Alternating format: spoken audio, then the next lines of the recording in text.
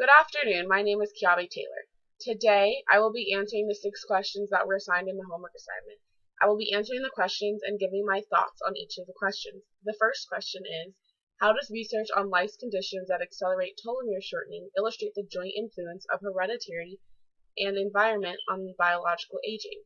First of all, telomere is the little cap at the end of the strand of DNA that protects our chromosomes.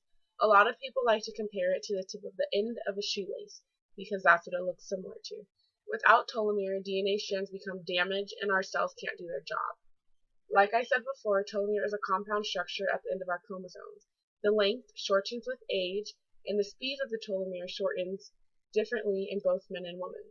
Telomere shortening is associated with age and the aging process. Telomere shortening seems to be faster in men than in women.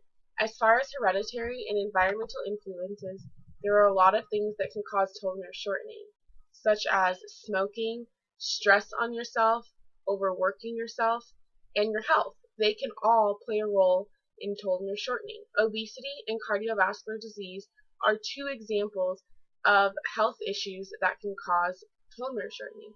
People with low socioeconomic statuses have a higher risk of cardiovascular disease, breathing conditions, joint pain, and medical issues. The environment, what you breathe in, what you breathe out, what you take in every day, all has the influence on your health, and that all affects telomere shortening. As far as hereditary and genetics, telomere shortening can be passed down from one generation to the next if that is something that is common in your family. Telomere shortening affects the health and lifespan of each individual. A shorter telomere equals the increase in disease, cancer, and a poorer survival rate. Telomere protects genetic data and makes it possible for cells to divide and hold secrets of how we age and get cancer. If the telomere is shorter, then it can no longer protect that genetic information. Research has been done for potential solutions, but more studies and larger studies need to be done with longer time frames to give us more information about telomere shortening. Question number 2 was, why are people in committed relationships likely to be more sexually active and satisfied than those who are dating with several partners? People who are in committed relationships tend to be more sexually active, for one, because they have more consistently than people who are just kind of dating around.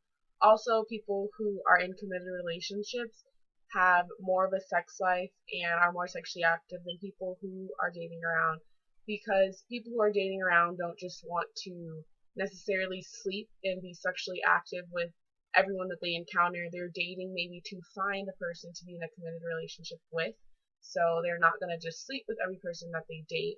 Whereas when you're in a committed relationship, you are fully committed to that person and you're always able to have that opportunity to be sexually active and feel safe at the same time. People who are in committed relationships also feel more satisfied when they are sexually active because of that consistency, and I feel like people in committed relationships have that sense of comfort and home and knowing what to expect, and people who have several dating partners don't have that and don't know what it's going to be like and aren't always satisfied because everyone isn't the same and it's going to be different with every person.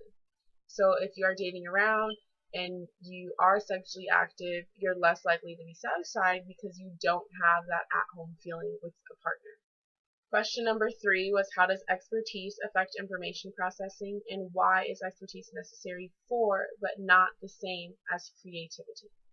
I personally believe that expertise affects information processing both in a negative and a positive way. I say in a positive way it affects information processing because if you are an expert at something and you know everything about that topic or that subject or whatever it is you're talking about, you're able to process all of the information a lot better because you're an expert at the topic, so you know what's going on, you know all the details, you know the in and outs of that specific topic. So being an expert is an advantage when you're talking about something because you know what you're talking about and you feel confident doing so. Being an expert at something also gives you that advantage to educate people because not all people are experts at every topic or whatever topic you guys may be talking about or covering. So it allows you to be able to teach others what you know because you're the expert in that specific situation. I think expertise affects information processing in a negative way because if you are an expert at something, you can kind of become a know-it-all, or you won't be as open to new information or new ideas that have to do with the topic because you feel like you know everything about the topic and you're an expert at it. So you're less likely to take in new information that maybe you didn't know, or new information that has been developed over time, and it just gives you less room to be open-minded because you already have your mindset on the ideas and then the information about the specific situation of the topic. Expertise is not the same as creativity because with expertise, you have an idea or a thought or whatever you know that you know it, and you are not going to change your idea or your thoughts about it.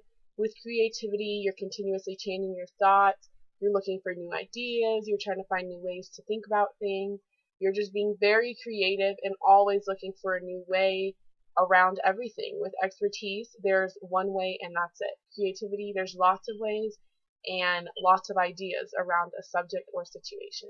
Question number 4 is what student and college environmental characteristics contribute to favorable psychological changes during the college years? There are so many influences, factors, and characteristics that contribute to a college student's college experience. Studying proficiency is one of them because the college student wants to make sure and needs to also adjust to studying proficiently and making sure that they study enough or in the appropriate way to make sure they do well on whatever subject that they're going to be studying. Studying in all different grade levels is very important, but it's also very different. So that's why being able to study proficiently in each grade and knowing what adjustments or changes you need to make is very important. Time management is also a characteristic that contributes to favorable psychological changes during the college years because the student is trying to juggle their social life with their school life and everything else that goes on with their life, but they need to make sure they manage their time correctly so that they can be a successful student. Managing emotions is also a big thing, and I think managing your emotions is a huge thing when you go from the transition from high school to college because it is so different. And a lot of the times, and not all of the time, students are going to college in a different place that's not home. Or not close to home. So managing your emotions is a big thing because you have to get used to that adjustment and figure out how to manage your emotions and deal with things when you're away from your comfort zone and your regular environment. College is such a huge transition and such a life-changing event that there are so many psychological changes during the college careers that not even a lot of college students realize that they're going through or that they have to face. And I think it's very important that all college students and people who aren't even in college realize all the psychological changes that happen during these years. Question number 5 was what cultural changes have led to the emergence of the period known as emerging adulthood? The culture we live in and the society we live in is always changing, and that is a huge part of how the period known as emerging adulthood came about. Emerging adulthood is a phase during life between adolescence and adulthood, which is also known as late adolescence, early adulthood. It's a transition of adulthood that has become delayed and prolonged because so many things in our society and in our cultures are changing these days. A lot of things are more accepted or least accepted than they used to be, and a lot of things are more socially or environmentally or culturally acceptable that haven't always been accepted. Social and economic changes, along with delay in marriage, have been factors that have also contributed to the idea of emerging adulthood. In today's culture and in today's society, we have different views on the age to have a child and start that idea of adulthood, but also we have different views on premarital sex. Increase in available opportunities for women have also had an effect on the emerging adulthood since there are so many more opportunities and so much more is available these days. People tend to start growing up earlier and start that adulthood a lot earlier than we used to or than what is expected.